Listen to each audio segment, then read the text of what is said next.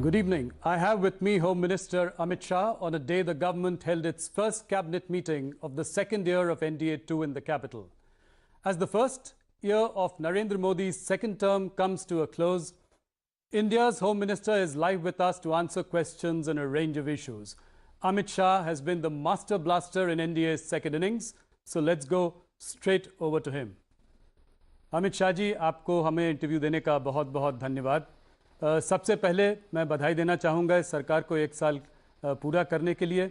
इसलिए मेरा पहला सवाल सीधा और सरल सा है, इस 1 साल में मोदी गवर्नमेंट की दूसरी पारी, ये 1 साल में आप अपनी सबसे बड़ी उपलब्धियां किसको मानते हैं?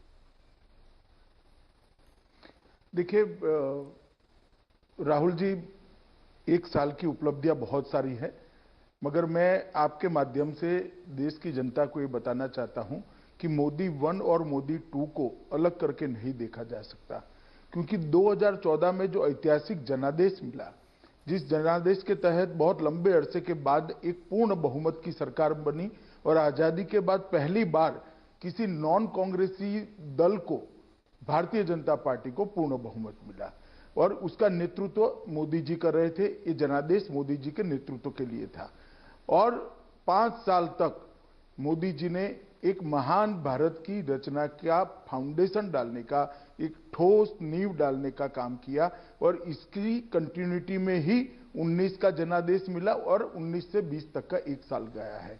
तो मैं पहले बहुत कम समय में 14 से 19 की उपलब्धियों को भी बताना चाहूंगा, क्योंकि जब तक ये मैं लोगों को ताजा नहीं कराऊंगा तब तक 19 से 20 की बात करनी बेईमानी होगी।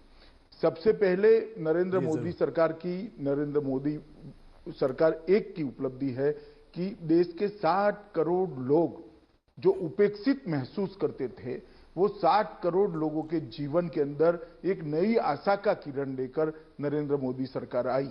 उस मायने में, क्योंकि 60 करोड़ लोगों का पूरा जीवन अपना रोजी रोटी में ही चला जाता था, ना वो स्वप्न देख सकते थे, ना आगे की सोच सकते थे, ना अपनी पीढ़ी को आगे बढ़ाने के लिए सोच सकते थे।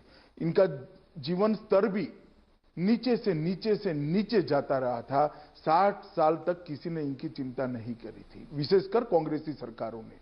नरेंद्र मोदी सरकार ने सबसे पहले इन 60 करोड़ लोगों का जीवन स्तर को उठाने के लिए काम किया। सबसे पहला काम, जनधन योजना के तहत 31 करोड़ बैंक अकाउंट खोलकर, देश में एक भी परिवार ऐसा नहीं है आज जिसके पास बैंक अकाउंट नहीं है। बैंक अकाउंट खोलने का सबसे बड़ा फायदा गरीब व्यक्ति को यह हुआ, हालांकि विपक्ष इस पर तंज कसता है कि बैंक अकाउंट को क्या करें। उनको मालूम नहीं है कि जो सरकारी मदद बिचौलियों के माध्यम से जाती थी, राजीव गांधी स्वयं कहते थे कि 1 रुपया भेजते हैं, 85 पैसा खाया जाता है, 15 पैसा पहुंचता है। तो 31 करोड़ लोगों को, 60 करोड़ परिवारों को, 60 करोड़ लोगों को, 31 करोड़ व्यक्तियों को ये डीबीटी के माध्यम से फायदा सीधा मिलने लगा। आयुष्मान भारत योजना, 50 करोड़ लोगों को उनके स्वास्थ्य की कोई व्यवस्था ही नहीं थी देश में। वो सरकारी अस्पताल तक पहुंचते थे, नहीं पहुंचते थे, महीनों तक उनको लाइन में खड़ा रहना था। आज वो 50 करोड़ लोगों को 5 लाख तक का स्वास्थ्य का पूरा खर्चा, hospitalisation, operation, post operative hospitalisation और घर पर जाने के 250 रुपया अलग से, सारी दवाइयां, सारी रिपोर्ट्स, ये सारा 5 लाख तक का भारतीय जनता पार्टी की नरेंद्र मोदी सरकार देती है।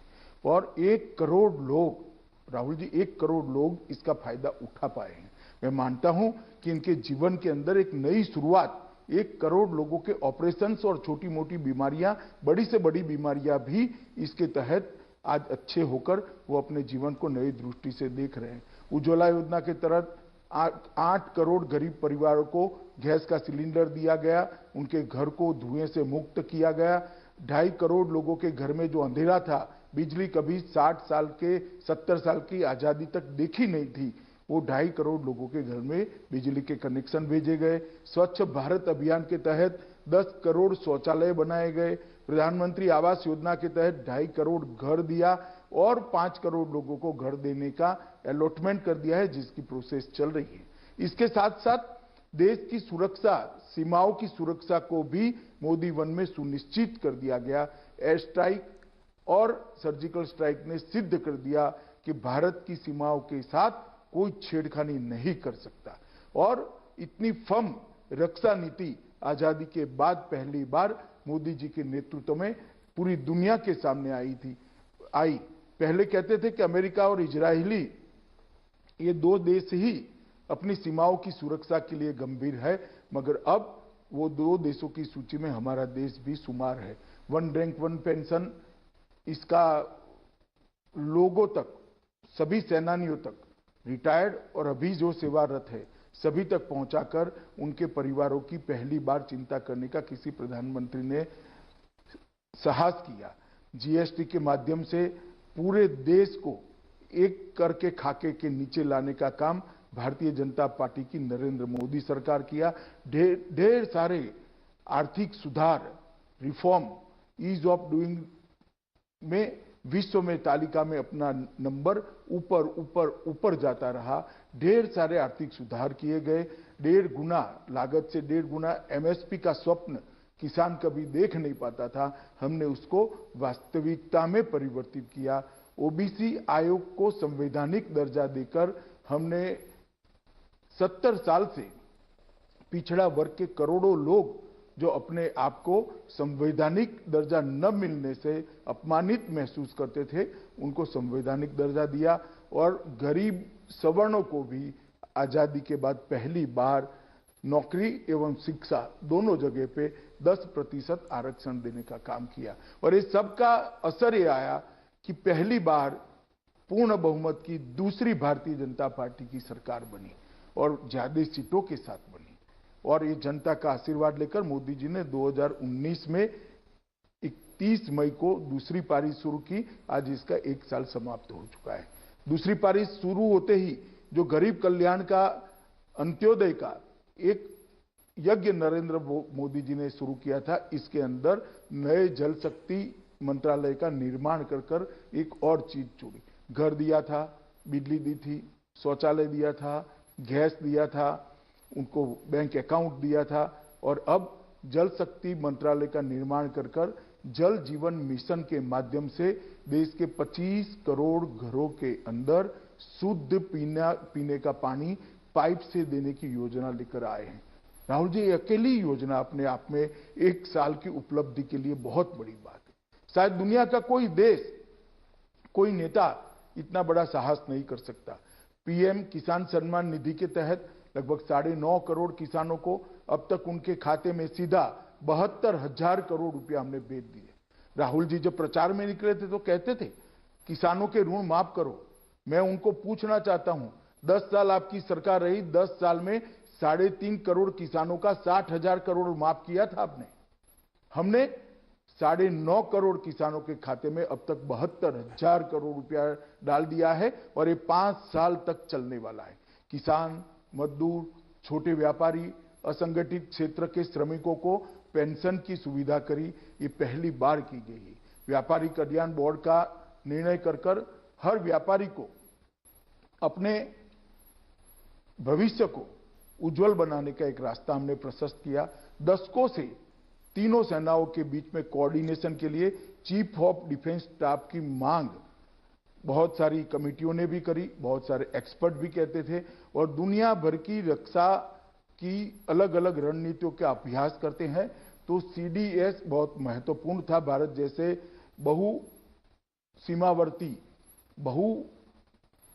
सीमावर्ती देश के लिए वहां पर सीडीएस पद का नरसिप सृजन किया और सीडीएस को हमने लागू भी कर दिया। आज सीडीएस अपना काम कर रहे हैं। आरसीएफ सालों से, कांग्रेस के समय से आरसीएफ के अंदर ज्वाइन होने की चर्चा चलती थी, मगर जब आरसीएफ का असली मसौदा सामने आया और इस पर विचार किया गया कि इससे ना किसानों का भला होने वाला है, ना एमएसएमई का भला होने वाला है, ना छोटे दुकानदारों का भला होने वाला है, ना भारत के मैन्युफैक्चरिंग सेक्टर का भला होना है। एक बोल्ड डिसीजन लेते हुए, राजनीतिक इच्छा शक्ति का परिचय कराते हुए आरसीएफ को मोदी जी ने समाप्त कर दिया। हम नहीं ज्वाइन हुए और मैं मानता हूं कि बहुत बड़ा फैसला था।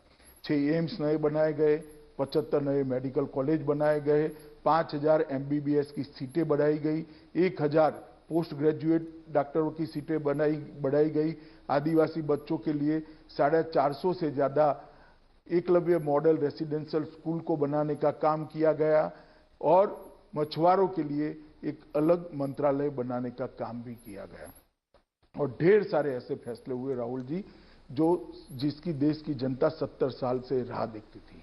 देश की जनता मानती थी, मांगती थी कि धारा 370 और 35 को निरस्त कर दिया जाए, क्योंकि जब तक धारा 370 और 35 है, कश्मीर का भारत के साथ जुड़ाव परमानेंट कभी हो नहीं सकता। किसी की हिम्मत नहीं थी। नरेंद्र मोदी जी ने 5 अगस्त को धारा 370 और 35 को निरस्त कर दिया और कश्मीर को हमेशा के लिए भारत का अभिन्न अंग बनाने का काम किया। 35 से हटने से पश्चिमी पाकिस्तानी शरणार्थी, छम वैली के निवासी, गोरखा सफाई कर्मचारी, महिलाओं, कश्मीरी महिलाओं को अब पूर्ण नागरिकता का अधिकार मिल गया है। इसके साथ हमने सीए भी लाया। उत्पीड़ित हिंदुओं, सिखों, बौद्ध, जैन, क्रिश्चियन नागरिक जो हमारे सीमावर्ती राष्ट्रों से आते हैं, उत्पीड़न के मारे आते हैं, उनको नागरिकता 60 साल से देने का कोई प्रावधान नहीं था। आज हमने उनको सम्मान देने का निर्णय किया। श्री राम जन्मभूमि का ऐतिहासिक फैसला आने के बाद राम जन्मभूमि निर्माण के लिए ट्रस्ट की रचना की गई और उसका मार्ग प्रशस्त कर दिया गया। जो प्रश्न अंग्रेजों के समय से लटकता था, उसका भी निराकरण यही एक साल में आया। गुरु नानक देव की 550वीं जयंती में करतारपुर साहिब कॉरिडोर की शुरुआत की। करोड़ों करोड़ों हिंदू और सिखों को करतारपुर साहिब में जाकर नानक देव जी की सेवा में मत्था टेकने के लिए एक व्यवस्था भारत सरकार ने बनाई। आर्म्स एक्ट के अंदर, एसपीजी एक्ट के अंदर सुधार हुआ और सीआरपीसी, आईपीसी की सुधार की प्रक्रिया भी शुरू करी। ढेर सारे काम 1 वर्ष के अंदर हुए हैं। इसके साथ आज ही देश दूसरे वर्ष की पहली कैबिनेट में आज बहुत सारी घोषणाएं हुई है। देश के किसान, देश के लघु और मध्यम उद्योग, रेहड़ी पटरी वालों के कल्याण के लिए बहुत सारे निर्णय लिए हैं। 14 फसलों पर 50 से 83% मुनाफा मिले, इस प्रकार की मिनिमम सपोर्ट प्राइस को हमने तय किया है। कृषि के 3 लाख तक के सभी कर्ज को भुगतान की तिथि को 31 अगस्त तक बढ़ाई गई है। किसानों का 3 लाख तक के लोन पर का ब्याज में 2% की छूट दी गई है। किसानों को 28,000 करोड़ की सब्सिडी की घोषणा की है। पीएम स्वनिधि योजना से फुटपाथ और रेहड़ी पटरी वालों को 10,000 रुपये तक का कर्ज देने का हमने प्रावधान करा है। एमएसएमई के लिए 50,000 करोड़ की इक्विटी का प्रस्ताव पहली बार कोई सरकार लेकर आई है और एमएसएमई के लिए 4,000 करोड़ का डिस्ट्रेस्ड एसेट फंड भी आज निर्माण करने का देश की कैबिनेट ने फैसला किया है। मैं बताना चाहता हूं राहुल जी, और सबसे बड़ी उपलब्धि 1 साल की, कोविड के सामने हम सफलतापूर्वक लड़ाई लड़े हैं और आज पूरी दुनिया कहती है कि नरेंद्र मोदी के नेतृत्व में भारत ने कोविड के खिलाफ एक सफल लड़ाई लड़ी है। सभी राज्य सरकारों को साथ में रखकर संघीय ढांचों को मजबूत करते हुए नरेंद्र भाई ने देश की जनता को कोविड के लिए लड़ने के लिए प्रेरित किया। अब तक महामारियों में, अब तक कुदरती आपदाओं में सिर्फ सरकारें लड़ाई लड़ती थी।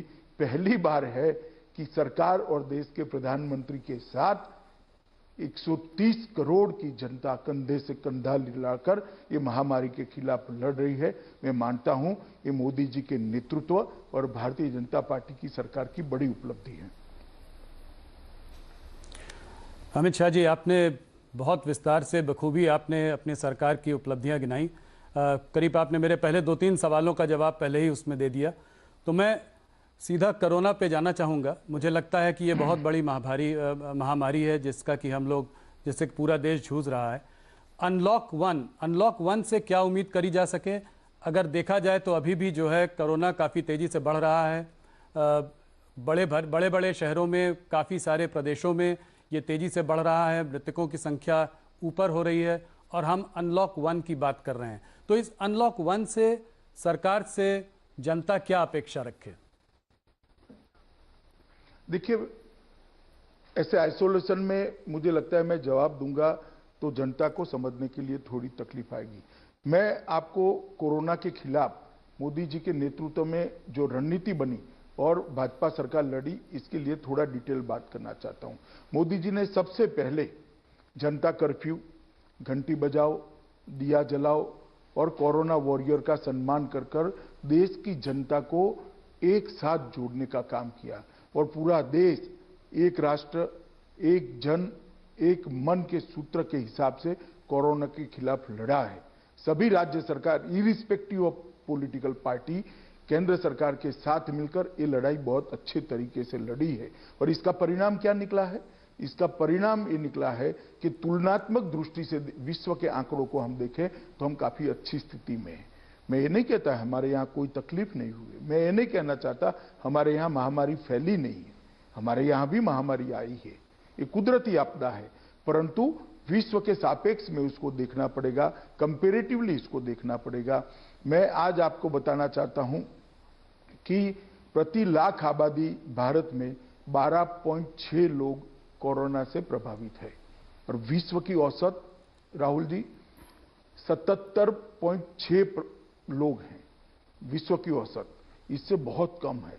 अमेरिका में प्रति लाख आबादी 542 लोग हैं, जर्मनी में प्रति लाख आबादी 217 लोग हैं और ब्राजील में प्रति लाख आबादी 195 लोग हैं। ये आंकड़े बताते हैं कहां 542 और कहां 1206, कहां 195, कहां 12.6, कहां 217, कहां 12.6। ये सारे विकसित देशों की तुलना में भी हम बहुत अच्छे से इसको कंटेन कर पाए हैं। ये वास्तविकता है और ये आंकड़े पूरे देश के पंडित स्वीकार करते हैं।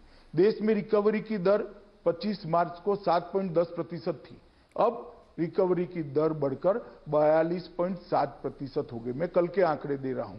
फैटेलिटी रेट, मृत्यु का दर भारत का 2.8% है, विश्व का एवरेज 6.15% है और प्रति लाख जनसंख्या मृत्यु अमेरिका में 31.6 है, ब्राजील में 12.1 है, जर्मनी में 10.2 है, वैश्विक औसत 4.7 है और भारत 0.4 पर खड़ा है।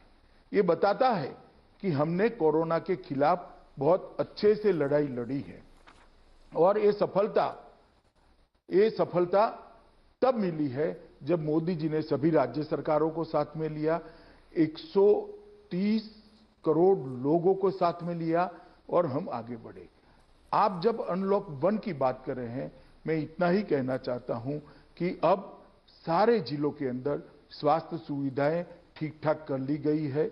वहां होमगार्ड से लेकर पुलिस से लेकर पंचायत के कर्मचारियों की ट्रेनिंग हो चुकी है और वहां स्वास्थ्य कर्मियों की भी ट्रेनिंग हो चुकी है, प्रोटोकॉल तय हो चुके हैं, तब जाकर अनलॉक 1 में हम आगे बढ़ रहे हैं।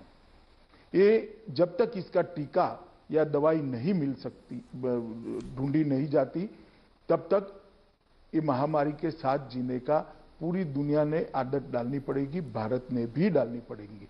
परंतु लॉकडाउन पीरियड का उपयोग करते हुए नरेंद्र मोदी जी के नेतृत्व में हमने सारी व्यवस्थाओं को चुस्त दुरुस्त करने के बाद अनलॉक 1 की दिशा में गए हैं।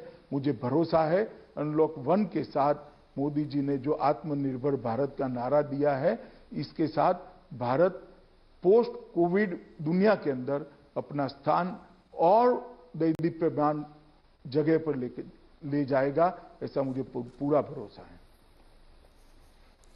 अमित शाह जी, एक चित्र जो इस पूरी महामारी में भारत से उभर कर आया है वो है माइग्रेंट लेबर का, प्रवासी मजदूर का। जगह जगह पर देखा गया है कि प्रवासी मजदूर जो है वो अपने घर से निकल पड़े हैं, बड़े शहरों को छोड़कर अपने गाँव की ओर जा रहे हैं, पैदल चल रहे हैं और उनको बड़ी संकटों की जो है समस्या से निपटना पड़ा है।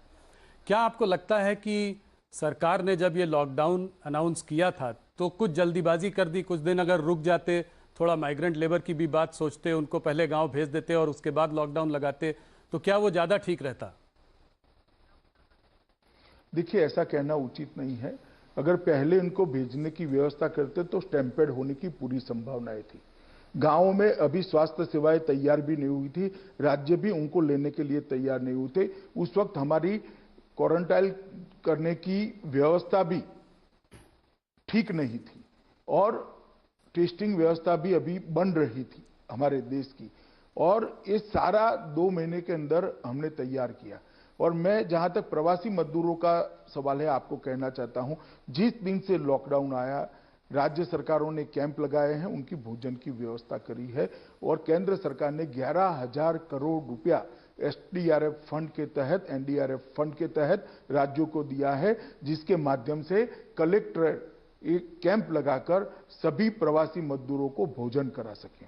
और 1 मई से हमने ट्रेनें भी शुरू कर दी। उसके पहले 20 अप्रैल से बस सेवा शुरू करी और बस सेवा के माध्यम से लगभग 41 लाख श्रमिक आसपास के राज्यों में भेजे। जैसे गुजरात से राजस्थान जाना है, महाराष्ट्र से गुजरात जाना है, आंध्र से तेलंगाना जाना है, तेलंगाना से केरल जाना है, कर्नाटक से केरल जाना है।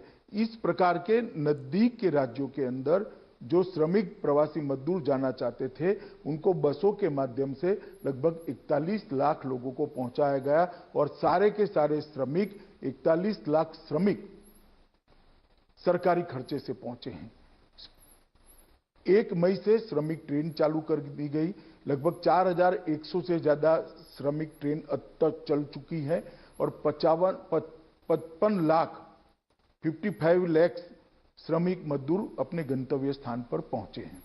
मैं स्वीकार करता हूं कई लोगों को तकलीफ पड़ी है, उनके लिए हमारी भी संवेदना है, देश के प्रधानमंत्री की भी संवेदना है, सभी राज्य के मुख्यमंत्री भी द्रवित, परंतु ऐसा नहीं है कि व्यवस्था नहीं हुई है। कुछ लोग धैर्य खो बैठे और रोड पर चलना शुरू कर दिए। तब भी हम मूक दर्शक नहीं बने, हमने रोड पर बसें चलाई और बसों के माध्यम से लाइन पर के किसी रेलवे स्टेशन पर उनको पहुंचाया गया और रेलवे से उनके गांव तक पहुंचाने की व्यवस्था करी गई। फिर भी कई लोग रोड पर गए हैं। मैं इतना ही कहना चाहता हूं कि जो लोग सरकारी व्यवस्था से ट्रेनों के माध्यम से गए, इनके किराए का भी मुद्दा उठाया जाता है। मैं आज स्पष्ट करना चाहता हूं आपके कार्यक्रम के माध्यम से, सबका किराया राज्य सरकारों ने उठाया है 15%, खर्चे का 85% रेलवे ने उठाया है, भारत सरकार ने उठाया है। सबको रेलवे ने लगभग 1.25 करोड़ लोगों को मुफ्त भोजन दिया है, 2.5 करोड़ पानी की बोतल वितरित की गई है। उनके गृह राज्य के अंदर पहुंचने के बाद उनको बसों में बिठाकर क्वारंटाइन सेंटर पर पहुंचाया गया और मुझे लगता है कि क्वारंटाइन करने के बाद उनको भी लगा कि नहीं, ये व्यवस्था ठीक है। सबको वहां राज्य सरकार के खर्चे से भोजन कराया गया और उनको घर पर पहुंचाने की व्यवस्था की गई। साथ में टिकट प्लस 500 रुपया, कोई राज्यों ने 2,000 रुपया, कोई राज्यों ने 1,000 रुपया, कुछ राज्यों ने, यूपी जैसे राज्य ने साथ में किट भी देने का काम किया और ये सारी योजना सुचारू रूप से चले, इसके लिए हमने बहुत प्रयास किए हैं और इसी का नतीजा है कि 1 करोड़ 10 लाख से ज्यादा प्रवासी मजदूर आज अपने अपने घर पर पहुंचे हैं और ढेर सारे लोगों ने अपना क्वारंटाइन पीरियड भी समाप्त कर घर पे परिवार के साथ रहना भी शुरू कर दिया है। हाँ, परंतु राहुल जी, ये बात आपकी सही है, कुछ ऐसे दृश्य हुए जो नहीं होते तो ज्यादा अच्छा था। कई राज्यों ने रिक्शाएं करी माइक वाली और उनकी बस्तियों में घुमाया कि कोई जल्दबाजी न करे, परंतु फिर भी कुछ लोग रोड पर निकल गए हैं और ऐसे दृश्य बने हैं। 5-6 दिन तक ये चला। उसके बाद हमने जो व्यवस्था करी वो लोग समझने लगे और स्ट्रक्चर्ड व्यवस्था से ही जाने लगे। आज ऐसी स्थिति है कि जाने वालों की भीड़ बहुत कम है। धीरे धीरे ट्रेनें भी, आज तो शायद 70 या 80 ट्रेनों की ही डिमांड राज्यों से मिली है। आज भी केंद्र सरकार ट्रेन देने के लिए तैयार है, मगर अब ट्रेनों की डिमांड कम हुई। तो प्रवासी मजदूरों के लिए ढेर सारी चीजें हमने करी है, मगर कुछ लोग जिनको नुक्से ही निकालना है उनको तो क्या कह सकते हैं। राहुल, इतना ही कहना चाहता हूं। राहुल गांधी जी ने कुछ हो सकता। अमित शाह जी, राहुल गांधी जी ने कुछ बताइए राहुल। बड़े इकोनॉमिस्ट से सलाह की है, बातचीत की है, रघुराम राजन जी से बातचीत की है। उन्होंने अभिजीत बैनर्जी से बात करके ये कहा कि ये पैसा जो है माइग्रेंट लेबर को सीधा देना चाहिए था। तो कोई स्पेशल पैकेज सरकार सोच रही है प्रवासी मजदूरों के लिए आने वाले समय मैं में? आपको बताता हूं, देखिए राहुल जी उनकी योजना लेकर घूम रहे, 7,500 रुपया हर एक के बैंक अकाउंट में डाल दो। चुनाव में भी उन्होंने न्याय नाम से योजना घुमाई थी, मगर देश की जनता ने उसको रिजेक्ट कर दिया। वो जानते नहीं है कि योजना रिजेक्ट हो चुकी है और 1 साल हो गया, फिर भी कैसेट वहीं बज रही है। मैं आपको बताना चाहता हूं, कुल 41 करोड़ लोगों को 53,000 करोड़ रुपया भारतीय जनता पार्टी की नरेंद्र मोदी सरकार ने सीधा डीबीटी के माध्यम से इनके बैंक अकाउंट में पहुंचा है। जनधन योजना में जिनके अकाउंट है, ऐसे 20 करोड़ अकाउंट को 20,000 करोड़ रुपया पहुंचा है और 500 रुपया पहुंचने वाला है, तो और 10,000 करोड़ पहुंचेगा। वरिष्ठ नागरिक, विधवा बहनें और दिव्यांगजनों के लिए 3 करोड़ नागरिकों के लिए 2814 करोड़ गए हैं। 8.2 करोड़ किसानों को 16,394 करोड़ रुपया भेजा है। भवन निर्माण क्षेत्र में काम करने वाले श्रमिकों, कंस्ट्रक्शन में काम करने वाले श्रमिकों को 4,000 करोड़ रुपया सीधा उनके बैंक अकाउंट में गया है। और उज्ज्वला योजना के तहत 7.5 करोड़ मुफ्त सिलेंडर लाभार्थियों को पहुंचाया है। आप सिलेंडर की कॉस्ट गिन लीजिए तो 1,600 रुपया हर एक के वहां गया है और एक सिलेंडर अभी जाने वाला है। और 36 प्रदेशों में 98 लाख मैट्रिक टन गेहूं और चावल हमने बांटने का काम किया है फ्री ऑफ कॉस्ट। और अरहर दाल लगभग 4.5 लाख मैट्रिक टन अरहर दाल सभी राज्यों में भेजी है और लगभग 2 लाख मैट्रिक टन से ज्यादा वितरण भी हो चुका है। ये नकद सहाय नहीं है तो क्या है? ये नकद सहाय ही है।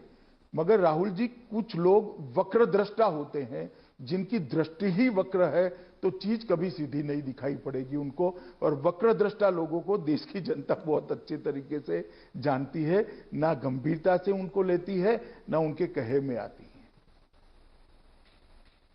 पर अमित शाह जी, एक बात आपको माननी पड़ेगी, इस महामारी के कारण मैं जरा प्रवासी मजदूर से आगे बढ़ता हूँ। इसके कारण जो अर्थव्यवस्था में जो एक झटका लगा है, जो एक सेटबैक आया है, उससे लाखों लोगों की नौकरियां गई हैं, लोगों की सैलरी कट हुए हैं। तो ये अगर आप लोग जब सरकार में आए थे 6 साल पहले, तो हम लोग का जीडीपी 8% प्रतिशत से ग्रो कर रहा था।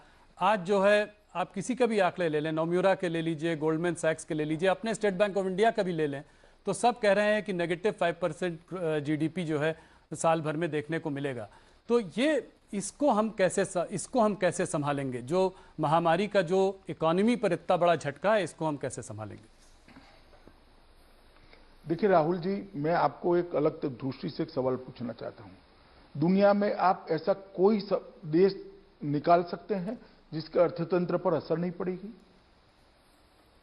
ये वैश्विक महामारी है, दुनिया भर के अर्थतंत्र पर असर पड़ने वाली है, भारत के अर्थतंत्र पर भी असर पड़ेगी। तो क्या करें हम? रोना रोए इसका या इसके खिलाफ लड़े? मोदी जी ने इसके खिलाफ लड़ने का फैसला किया है और हिम्मत के साथ देश की जनता का आह्वान किया है कि अर्थतंत्र को भी हम गति देंगे। ढेर सारे रिफॉर्म्स किए गए हैं, 20 लाख करोड़ रुपए का पैकेज दिया गया है और मुझे भरोसा है देश की युवा शक्ति, श्रम शक्ति, संकल्प शक्ति और मोदी जी के नेतृत्व की ताकत पर कि ये देश आत्मविश्वास से भरपूर जगमग होकर आत्मनिर्भर बनकर एक चतुसूत्री आत्मनिर्भरता को हम वास्तविकता में बदल कर रहेंगे। और आप देखिएगा कि पोस्ट कोविड दुनिया के अंदर भारत का स्थान प्री कोविड दुनिया में जो था इससे और अच्छा बनेगा, इसका मुझे तो कम से कम भरोसा है।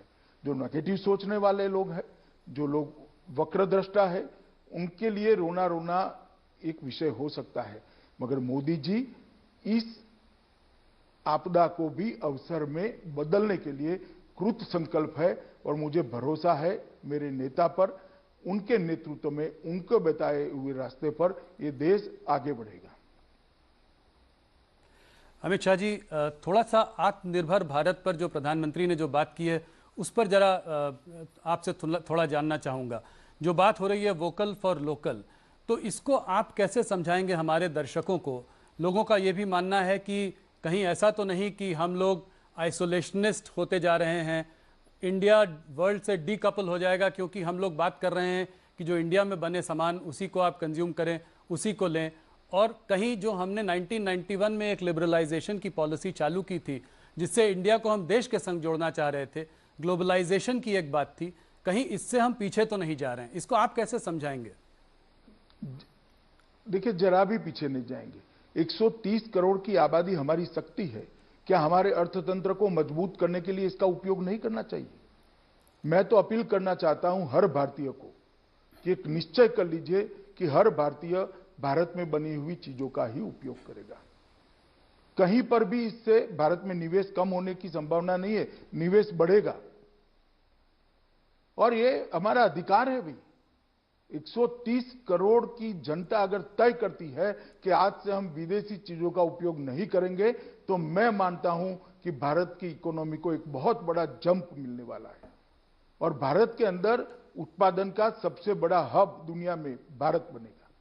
और मुझे भरोसा है कि इससे हमारी इकोनॉमी कभी भी वीक नहीं हो सकती, ना हम आइसोलेशन में आ सकते हैं, क्योंकि पूरी दुनिया को भारत के 130 करोड़ के मार्केट की जरूरत है। हम अपने 130 करोड़ जनता के मार्केट की जो क्षमता है, इसकी ताकत है, इसको एक बार पहचान लेते हैं और भारत को अगर मैन्युफैक्चरिंग का हब बनाते हैं तो मुझे भरोसा है कि हमारे अर्थतंत्र को एक नई गति मिलेगी। देखिए, निराशा से जीने वाले लोगों के लिए कभी रास्ते नहीं मिलते हैं। आशा से, मेहनत से और रणनीति बनाकर जो लोग अपना रास्ता प्रशस्त करते हैं, ईश्वर भी उनके साथ रहता है, दुनिया भी उनके साथ रहती है। अमित जी, हमारे वहाँ अगर देखा जाए हमारे देश में तो तमाम चीज़ें हैं जो made in China, made in Taiwan, made in Sri Lanka से आती है। कपड़े हों, खिलौने हों, तमाम चीज़ें, इलेक्ट्रॉनिक गुड्स हैं, उनके पार्ट्स भी चाइना से आते हैं। तो कहीं ये हमारा निशाना चाइना पर तो नहीं है? देखिए, हम कह रहे हैं कि भारत में बनी हुई चीजों का उपयोग करें, और मुझे लगता है हमारा अधिकार है। कम से कम राहुल इतना कह दे कि मैं करूंगा, तो एक व्यक्ति तो जुड़ जाएगा आंदोलन से। ढेर सारे लोग जुड़े हैं, आप जुड़ जाइए आज से, ऐसा मैं आपको अपील करना चाहता हूं। ये जो हमारा पैकेज है, ये पैकेज के अंदर 1,70,000 करोड़ का त्वरित लाभ भी दिया है।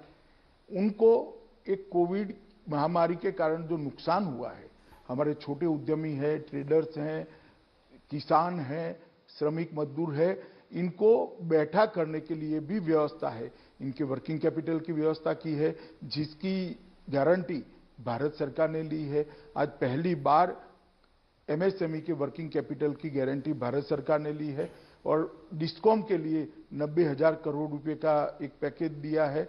एमएसएमई के लिए 3 लाख करोड़ का पैकेज दिया है। और तीसरा जो रिफॉर्म्स करे हैं, ये रिफॉर्म्स से हम लॉन्ग टर्म हमारे भारत को मैन्युफैक्चरिंग हब बनाने की एक नींव डालने का काम करेंगे। मैं मानता हूं कि मोदी जी की इस रणनीति को, जिन्होंने 6 दशकों तक अपने परिवार के लिए ही सोचा है और सत्ता का सुख ही सिर्फ भोगा है, वो परिवार ये रणनीति को नहीं समझ सकता, क्योंकि इनके पास बहुत मौके देश की जनता ने दिए। देश वहां का वहां रहेगा, परिवार मजबूत होता गया। अब समय आया है, नेतृत्व ऐसा आया है जो देश को मजबूत करना चाहता है और देश की जनता इसके साथ है। अमित शाह जी, मैं जरा चाइना की ओर मुड़ता हूं। चाइना से जो हम लोगों को जो मैसेज आ रहा है वो थोड़ा गंभीर दिखाई देता है। चाइना ने अभी जो हाल में हांगकांग के संग और ताइवान के संग भी करने की कोशिश की है, उससे उनका इंटेंट साफ नज़र आता है। भारत में आप इस प्रॉब्लम को कितनी गंभीरता से देखते हैं? क्या चाइना सच में एक घुसपैठी की तरह अंदर घुस आया है? और लाइन ऑफ एलएसी की जो बात है, उसमें आपको कितनी गंभीरता से इस इशू को आप ले रहे हैं? देखिए, एलएसी की सवाल को कोई राष्ट्र, कोई सार्वभौम राष्ट्र हल्के से नहीं ले सकता। अभी सेना के स्तर पर और डिप्लोमेटिक स्तर पर बातचीत चालू है, मगर मैं एक बात आपको कह देता हूं, नरेंद्र मोदी सरकार हमारी सीमाओं और हमारे सार्वभौमत्व के साथ एक किंचित मात्र भी समझौता नहीं करेगी। हम इसके रक्षा के लिए अडिग खड़े रहेंगे। क्या आप चाइना से आप डिसअपॉइंटेड हैं, क्योंकि चाइना से बातचीत पिछले कुछ सालों से चल रही है, 2 बार प्रधानमंत्री मोदी जी की भी बात हो चुकी है, मेहमान नवाजी में कोई कमी नहीं रही है, फिर इस तरह का उनका रवैया क्यों? देखिए, मैंने कहा ना, अभी डिप्लोमेटिक स्तर पर और सेना के स्तर पर, दोनों स्तर पर बातचीत हो रही, मगर किसी से हमें डिसअपॉइंट होने की जरूरत नहीं है। हमारी नीति अफर है, अडिग है कि हमारी सीमाओं का ना कोई उल्लंघन कर सकता है, ना हमारे सार्वभौमत्व पर कोई सवालिया निशान लगा सकता है। इसके साथ कोई कॉम्प्रोमाइज नहीं होगा। और डिसअपॉइंटमेंट तो तब होता है जब विफलता मिलती है, विफलता मिलने की कोई संभावना नहीं। मैं पाकिस्तान की ओर भी जरा सा देखना चाहूँगा। इमरान खान के ट्वीट इधर बीच जो आए हैं, हिंदुत्व सुप्रीमेसिस्ट मोदी बोला है, और बोला है कि Pakistan is threatened with false flag operation. इस बात को आप कैसे देखते हैं, और आप ये कैसे देखते हैं कि नेपाल, चाइना और पाकिस्तान तीनों ही इस वक्त भारत के विरोध में है? देखिए, अभी सब अपने अपने यहां कोरोना के संकट में हैं, मगर आप एक बात मैंने आगे जो कहा वो समझ लीजिए, हमारी सीमाओं की सुरक्षा के लिए ये सरकार कृतनिश्चयी है। और जहां तक फॉल्स फ्लैग ऑपरेशन का सवाल है, हमने कभी किसी की सीमाओं का उल्लंघन नहीं किया है, मगर किसी ने हमारी सीमाओं का सम्मान नहीं किया, हमारी सेनाओं का सम्मान नहीं किया, तो उसको सबक सिखाने से भी हम पीछे नहीं हटे हैं, चाहे सर्जिकल स्ट्राइक हो या एयर स्ट्राइक हो। ये हमारा रिकॉर्ड दुनिया के सामने अब प्रस्थापित हो चुका है और हमारी रक्षा नीति भी अब व्याख्यायित हो चुकी है। कोरोना के मामले में अमित जी, पॉलिटिकल गर्मी भी बहुत है, ये पॉलिटिकल मुद्दा भी अपने आप में बन चुका है। सबसे पहले मैं आपसे ये जानना चाहूँगा कि ये कोरोना वायरस के स्प्रेड में आप तबलीगी जमात का कितना बड़ा हाथ मानते हैं, और मौलाना साद कहाँ हैं, ये कहाँ हैं, और इनको हम लोग ढूंढ क्यों नहीं पा रहे हैं? देखिए, मैं अब कहता हूं, अभी हमारी प्रायोरिटी कोरोना के खिलाफ लड़ाई है, और जिन्होंने भी कानून को तोड़ा है, जिन्होंने भी देश के नियमों को तोड़ा है, वो किसी को हम बख्शेंगे नहीं। मैं देश की जनता को आश्वस्त करना चाहता हूं। लोग कहते हैं कि जहां तक पूरे देश की नज़र कोरोना पे थी, आप बहुत बड़ा एक रोल उस पर आप अदा कर रहे हैं। आप MHA पूरा एक नज़र रखे हुए हैं पूरे देश में। इसके बीच में भी आप मौका नहीं चुके और मध्य प्रदेश में आपने जो है सरकार बदल दी। ये ज्योतिरादित्य सिंधिया कू आपने कैसे किया? मैंने नहीं किया है। कांग्रेस के अंदर नेतृत्व के प्रति श्रद्धा कम होने के कारण कू हुआ है। देखिए, मध्य प्रदेश में कांग्रेस की सरकार थी, इसको बचाने की जिम्मेदारी मेरी कैसे हो सकती है? इसको बचाने की जिम्मेदारी सोनिया जी और राहुल जी की है। उनके यहां से इनके इतने बड़े नेता नाराज होकर इस्तीफे देकर निकल गए, इतना बड़ा ग्रुप निकल गया, और किसी ने दल बदल नहीं करा है, सबने इस्तीफे दिए हैं और बाद में भारतीय जनता पार्टी ज्वाइन करिए। अब मध्य प्रदेश की जनता तय करेगी इनका फैसला सही था या गलत था, मगर मैं स्पष्ट कर दूं, ये लॉकडाउन होने के पहले हुआ है। महाराष्ट्र में भी इस तरह की बातें चलती रहती हैं कि किसी न किसी दिन इस सरकार को डिस्टेबलाइज करने की जो है एक ऑपोजिशन का हरदम वो रहा है कि जो है भारतीय जनता पार्टी डिस्टेबलाइज करने की कोशिश कर रही है। भारतीय जनता पार्टी ने भी अपना अटैक काफ़ी बढ़ाया इधर बीच। कोरोना में महाराष्ट्र, आपको पता है, आंकड़े काफ़ी जैसा दिखा रहे हैं, एक काफ़ी गंभीर स्थिति बनी हुई है। तो क्या आपको लगता है वहाँ पर भी भारतीय जनता पार्टी का NCP से वापस बातचीत शुरू हो सकती है? वहाँ पे भी कुछ इस तरह की एक प्रतिक्रिया बन सकती है? आपने कहा जनता की बात, आपने कही कि जनता अगर नाखुश हो तो सत्ता। जी राहुल जी, आप एक इतने अनुभवी जर्नलिस्ट है, मुझे एक बात बताइए जब तक ये 3 घटक दल है महाराष्ट्र सरकार के अपने आप में और एक दूसरे के प्रति इनका भरोसा अक्षुण्ण है, सरकार कैसे टूट सकती है? और उनका भरोसा हम तो तोड़ नहीं सकते। जो सरकार में बैठे हैं वही अगर सरकार से नाराज होकर बाहर निकलेंगे तो क्या हो सकता है? कोई नहीं बचा सकता। हमने कभी ऐसा प्रयास नहीं किया कि कहीं पर भी अस्थिरता आए, और विशेषकर तब जब कोरोना की लड़ाई चल रही है। नारायण राणे जी ने भी बीच में बात प्रेसिडेंट्स रूल की थी, तो इससे इस बात को और गर्मी मिल गई। नहीं, वो बयान तो दे ही सकते हैं, वो सांसद हैं, तो बयान देने में उनको कौन रोक सकता है? उनका भी वाणी स्वतंत्रता का अधिकार है। मगर केंद्र सरकार हर मोर्चे पर महाराष्ट्र सरकार के साथ खड़ी रही है कोविड की लड़ाई में। मैं आता हूं वेस्ट बंगाल की ओर। वेस्ट बंगाल में ममता बनर्जी पिछले काफ़ी महीनों देखा गया है कि वो कोई भी केंद्र पर एक अटैक करने में चूकती नहीं है। आपके ऊपर तो खास करके ये तक कहा है कि अमित शाह जी खुद ही क्यों नहीं बंगाल की सरकार चला लेते हैं, एक तानाशाही का माहौल बना हुआ है और जो है जो चाहते हैं बिना किसी से पूछे राहुल मुझे सुन लो, पहले एक बात का जवाब दे दूं। मैं तो नहीं चला सकता। जी मैं सांसद हूं, बंगाल में जाकर मैं सरकार नहीं चला सकता, मगर इनकी इच्छा भारतीय जनता पार्टी वहां सरकार चलाए वो बंगाल की जनता बहुत जल्द पूरी करने वाली है।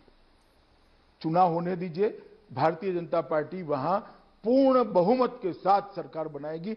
जिस प्रकार की अव्यवस्था वहां फैली है, बंगाल की जनता परिवर्तन चाहती है, तो उन्होंने ठीक ही कहा है कि भारतीय जनता पार्टी सरकार चला ले। उनकी मंशा बंगाल की जनता जल्दी पूरी कर दे। बीच में अभी कोरोना वायरस को लेकर भी उन्होंने कहा, जो ट्रेन जा रही थी माइग्रेंट्स को लेकर, उन्होंने कहा कि ये एक पॉलिटिकल कंस्पिरेसी है। उन्होंने कहा कि ये जो है क्या कहते हैं, कोरोना एक्सप्रेस बोला उसको। तो इस सब को आप कैसे देखते हैं? ये वेस्ट बंगाल से सेंटर की जो लड़ाई है ये बढ़ती ही जा रही है, ये दरार जो है और गहरी होती जा रही है? हमारी कोई लड़ाई नहीं है, मैं स्पष्ट कर दूं। यूपी के अंदर 1200 से ज्यादा ट्रेनें गई, बिहार के अंदर लगभग 1000 ट्रेनें गई हैं, बंगाल के अंदर 100 ट्रेन भी नहीं गई। और कोई बंगाली अपने राज्य के अंदर वापिस जाना चाहता है और उसको कोरोना एक्सप्रेस का नाम देना, क्या वो बंगाली का अधिकार नहीं है अपने घर वापिस जाने का? मैं आपकी चैनल के माध्यम से ममता दीदी को पूछना चाहता हूं, क्या गुनाह है वो बंगाली नागरिक का जो कहीं तमिलनाडु में बैठा है, गुजरात में बैठा है, महाराष्ट्र में बैठा है, वो अपने परिवार के साथ इस संकट के समय रहना चाहता है, तो उनको वापिस न भेजे केंद्र सरकार? और सब राज्यों ने अपने अपने प्रवासी मजदूरों को लिया है, सिर्फ बंगाल में नहीं गए, सबसे कम बंगाल ने लिया है, आज भी ट्रेनें नहीं ले रही। और मैं मानता हूं कि बंगाल की जनता ये वाक्यों को चुनाव में ढंग से याद रखेगी कि जो बंगाली आ रहे हैं उनको आपने कोरोना एक्सप्रेस का नाम दिया है।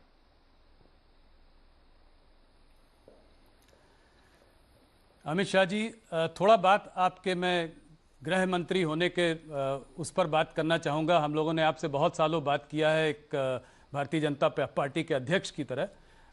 जब इस सरकार की दूसरी पारी शुरुआत हुई थी तो आपने धुरंधर बल्लेबाजी की। शुरू में आप छाए हुए थे, आप चारों तरफ आप कश्मीर का मुद्दा लेके आए, ट्रिपल तलाक हुआ, राम मंदिर का फैसला आया, CAA, तमाम ये सब चीज़ें हुई। मैं कश्मीर पर जरा सा आपसे पहला सवाल करना चाहता हूँ। क्या आपको संतोष है कश्मीर में जो हुआ, जो आप चाह रहे थे वो कर पाए? आज भी मैं देख रहा था कि TRF टेरर ग्रुप ने कहा है कि वो आउटसाइडर्स को वहाँ पर एकदम जो है आने नहीं देंगे। और मुझे ये भी याद है कि मुझे आपने एक बार झारखंड का जब चुनाव चल रहा था तब मैं आपसे मिलने आया था वहाँ पे, तो आपने मुझसे कहा था जिसको जाकर वहाँ रहना है जाके हर कश्मीरी आराम से रह सकता है, और ये मेरा वादा है और मेरा दावा है कि उसको कुछ नहीं होगा। तो इसको आप कैसे देखते हैं? आज कश्मीर की हालत कैसी है? कश्मीर की हालत एकदम ठीक है। 2014 से लेकर 2020 तक और 370 निरस्त करने के बाद भी आतंकवाद के आंकड़े देखिए, 90 से आज तक सबसे कम आतंकवाद के आंकड़े हैं। और इसके पहले भी श्री राजनाथ सिंह जी जब गृह मंत्री थे, कश्मीर के अंदर भारत सरकार ने अपना बहुत अच्छा परफॉर्मेंस किया था और आतंकवाद को कंट्रोल में लिया था, और आज भी है। मैं कश्मीर की जनता को भी आश्वस्त करना चाहता हूं कि उग्रवाद से, आतंकवाद से कश्मीरी बच्चों को मुक्ति दिलाने का काम नरेंद्र मोदी सरकार ही कर सकती है। अमित शाह जी, सीएए पे थोड़ी सी बात करना चाहूँगा। सीए लाने के बाद तमाम प्रोटेस्ट हुए, देश भर में प्रोटेस्ट हुए, दिल्ली में तो बहुत बड़े दंगे भी हुए, काफ़ी लोग मारे भी गए। इसको आप कैसे देखते हैं? क्या सरकार की तरफ से कोई कमी रह गई कम्युनिकेट करने में कि आप क्या करना चाह रहे थे, या आप इसको कोई साजिश के उस पर देखते हैं कि कोई एक साजिश थी कि इसको डिरेल किया जाए? देखिए, इसको जानबूझकर लोगों के बीच में भ्रांति पैदा कर दी गई कि सीएए से इस देश के मुसलमानों की नागरिकता जाने वाली है। मैं आज भी आपके चैनल के माध्यम से देश भर के मुसलमान भाइयों बहनों को कहना चाहता हूं कि सीएए के अंदर एक भी प्रोविजन ऐसा नहीं है जो किसी की भी नागरिकता ले ले। मैंने जब राज्यसभा में भाषण किया तो कपिल सिब्बल, श्री आनंद शर्मा और गुलाम नबी आजाद ने भी इसको स्वीकार किया कि हम नहीं कहते नागरिकता जाएगी। तो फिर भाई आपकी पार्टी की अध्यक्षा रामलीला मैदान में क्यों ऐसा बोल रही है कि आपके अस्तित्व की लड़ाई है, रोड पर आ जाइए? क्यों लोगों को उकसा रहे हो भाई काम का? मगर ये लंबा नहीं चलता है। हमने भी कम्युनिकेशन किया है, हमने भी बातों को रखी है, संसद में भी इस पर कई बार चर्चा हुई है और धीरे धीरे बात नीचे तक परकोलट हुई है कि इसको गलत तरीके से लोगों के सामने रखा गया है। दिल्ली रायट्स, दिल्ली में जो रायट्स हुए उसकी जांच की रिपोर्ट कब तक उम्मीद की जा सकती है और उसमें क्या होगा? क्या एक्शन लिया जाएगा उनके खिलाफ जिन्होंने दंगों को भड़काया है? जरूर लिया जाएगा, कठोर से कठोर कदम उठाए जाएंगे। हमने षड्यंत्र का भी एक एफआईआर बनाया है जिसके तहत जांच चल रही है, और मैं आपको सुनिश्चित कर देश की जनता को और दिल्ली की जनता को विशेषकर ये कहना चाहता हूं कि अब तक के सभी राइट्स में सबसे ज्यादा कठोर कदम इसी राइट्स के अंदर उठाए जाएंगे और सजाएं भी होगी, इरिस्पेक्टिव ऑफ किसने क्या किया है, कितना बड़ा आदमी है, वो कुछ नहीं देखा जाएगा। जिसने राइट्स करे हैं, जो राइट्स के लिए जिम्मेदार है, उनको सजा दी जाएगी और बहुत अच्छे तरीके से दिल्ली पुलिस इन्वेस्टिगेट करेगी। तो आप कह रहे हैं कि बड़े बड़े नेता भी इसके घेरे में आएंगे? मैंने नेता शब्द प्रयोग नहीं किया। कोई भी बड़ा आदमी हो मगर राइट्स के लिए अगर जिम्मेदार है तो वो जरूर सजा प्राप्त करेगा। अमित शाह जी, एक सीधा सवाल आपसे करना चाहता हूं, क्या आपकी सरकार एनआरसी के लिए भी कटिबद्ध है? देखिए, मैंने सीए के वक्त प्रेस कॉन्फ्रेंस कर कहा था कि अभी सीए लेकर आए हैं, एनआरसी जब लाएंगे तब इस पर चर्चा करेंगे, और अभी सीए के लिए जो भ्रांति फैलाई गई है उसको हम ढंग से इस देश की माइनॉरिटी को बताना चाहते हैं। क्या आपको लगता है कि आपने पहले 6 महीने में इस सरकार के एक के बाद एक इतने सारे कदम उठाए कि शायद ये सब साथ में देखा जाए तो लगा, हो सकता है कि माइनॉरिटी कम्युनिटी को थोड़ा सा लगा हो कि इसमें कुछ खतरा लगा हो और कम्युनिकेशन उतना अच्छा ना हो पाया हो? क्या आप इस बात से सहमत हैं? देखिए, ये सारे फैसले 70 साल पहले लेने जैसे थे। बहुत देर हो चुकी थी और मैं मानता हूं उचित समय पर ये निर्णय लिया गया है। अमित शाह जी, हमारे दर्शक ये भी जानना चाहेंगे कि आपकी पाकिस्तान ऑक्यूपाइड कश्मीर पर क्या प्रतिक्रिया रहेगी। अब वहाँ के शहरों का, मौसम का जानकारी भी हमने देनी शुरू कर दी है दूरदर्शन में, तो अगला स्टेप क्या होगा? देखिए, मेरे समेत, राहुल के समेत, मतलब आपके समेत सभी लोग मानते हैं कि पाक ऑक्यूपाइड कश्मीर भारत का है, और मैंने पार्लियामेंट में भी कहा है कि पाक ऑक्यूपाइड कश्मीर भारत का हिस्सा है और इसमें हम कोई कॉम्प्रोमाइज नहीं करेंगे।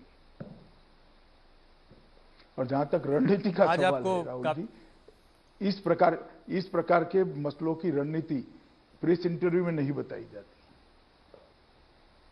नहीं, रणनीति मत बताइए, जानना ये चाह रहे थे कि आप आपका कमिटमेंट मैंने क्या कहा है ना, भारत का पाकिस्तान हिस्सा है। ऑक्युपाइड कश्मीर क्यों? जी, हमारा कमिटमेंट ही है कि ये भारत का हिस्सा है। मैंने आपको बहुत बार इंटरव्यू किया है पहले, आज काफ़ी दिनों बाद इंटरव्यू कर रहा हूँ। 1 साल आपने गृह मंत्री की तरह बिताया है। एक मेरा ऑब्जर्वेशन है, मुझे लगता है कि अमित शाह अब थोड़ा मेलो डाउन हो गए हैं। जब आप अध्यक्ष थे तो आप ज़्यादा अग्रेसिवली जो है हर मुद्दे पर बात करते थे। आज की बातचीत से लग रहा है कि थोड़ा समझ बूझकर और संभाल के जवाब दे रहे हैं आप। ऐसी बात है कि अभी करोड़ों लोग कोरोना महामारी से दुखी है, पीड़ित है, सबको तकलीफ पड़ी है। जो ग्रसित है उसको भी पड़ी है, जो कोरोना से ग्रसित नहीं है उसको भी पड़ी है, और मैं इनकी संवेदनाओं के साथ हूं। और मैं आज आपको जो जवाब दे रहा हूं वो करोड़ों भारतवासियों की तकलीफों को मेरे जहन में रखते हुए, मेरे मन में, दिल में रखते हुए आपके साथ बात कर रहा हूं राहुल जी। और मुझे लगता है कि अगर इतनी संवेदना मुझ में नहीं है तो व्यक्ति नाते, मानव नाते मेरी भूमिका ठीक नहीं है। अमित शाह जी, आपने हमको इतना समय दिया, हमारे सारे सवालों का जवाब दिया, इसके लिए बहुत बहुत धन्यवाद। आप भी अपनी सेहत का ख्याल रखिए, सुरक्षित रहिए। बहुत बहुत धन्यवाद। नमस्कार। नमस्कार।